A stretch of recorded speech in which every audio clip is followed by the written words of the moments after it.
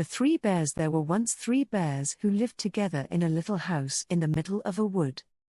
One of them was a little, small, wee bear, one was a middle-sized bear, and the other was a great, huge bear.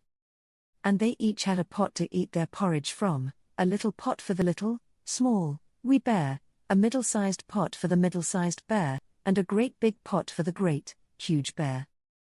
And they each had a chair to sit on, a little chair for the little, small, wee bear, a middle-sized chair for the middle-sized bear, and a great big chair for the great, huge bear. And they each had a bed to sleep in, a little bed for the little, small, wee bear, a middle-sized bed for the middle-sized bear, and a great big bed for the great, huge bear. One day they made the porridge for their breakfast, and poured it into their porridge pots, and then went out in the wood for a walk while the porridge for their breakfast was cooling. And while they were out walking, a little old woman came to the house in the wood and peeped inside. First she peeped through the keyhole, then she peeped through the window. Then she lifted the latch and peeped through the doorway, and, seeing nobody in the house, she walked in. And when she saw the porridge cooling on the table she was very pleased, for she had walked a long way, and was getting hungry. So first she tasted the porridge of the great, huge bear, but that was too hot. Then she tasted the porridge of the middle-sized bear, but that was too cold. And then she tasted the porridge of the little, small, wee bear, and that was neither too hot nor too cold, but just right. And she liked it so much that she ate it all up. Then the little old woman sat down in the chair of the great, huge bear, but that was too hard. Then she sat down in the chair of the middle-sized bear, but that was too soft. Then she sat down in the chair of the little, small, wee bear, and that was neither too hard nor too soft, but just right.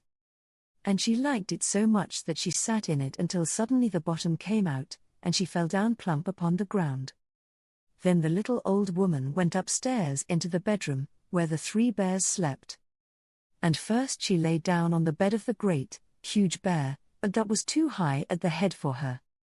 Then she lay down on the bed of the middle-sized bear, but that was too high at the foot for her.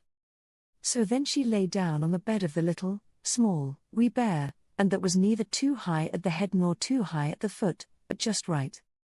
And she liked it so much that she covered herself up and lay there till she fell fast asleep.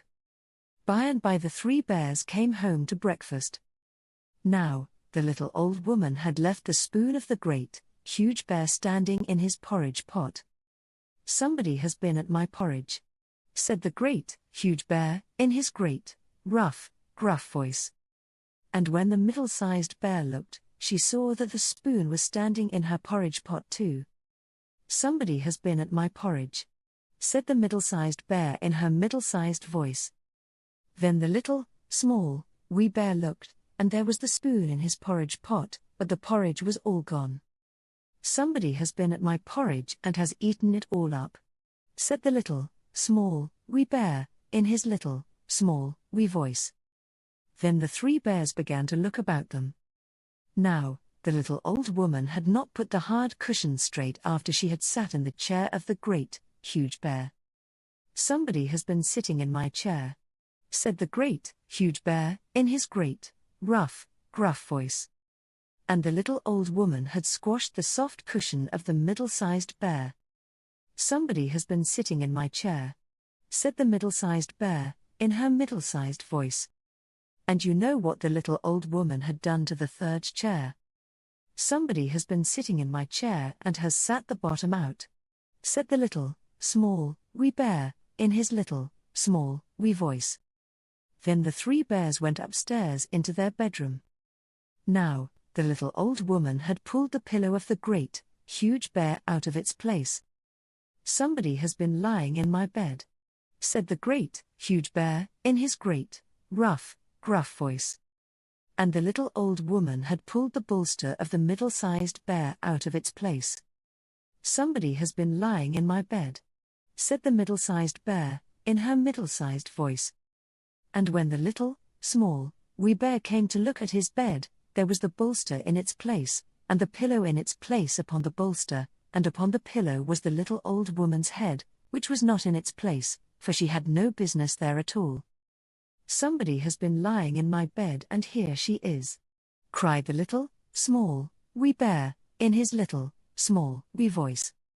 The little old woman had heard in her sleep the great, rough, gruff voice of the great, huge bear, but she was so fast asleep that it seemed to her no more than the roaring of the wind, or the rumbling of thunder. And she had heard the middle-sized voice of the middle-sized bear, but it was only as if she had heard someone speaking in a dream. But when she heard the little, small, wee voice of the little, small, wee bear, it was so sharp and shrill that it woke her up at once. Up she started, and when she saw the 3 bears, on one side of the bed, she tumbled out at the other, jumped out of the window and ran away through the wood to her own home. And the 3 bears never saw anything more of her. The end.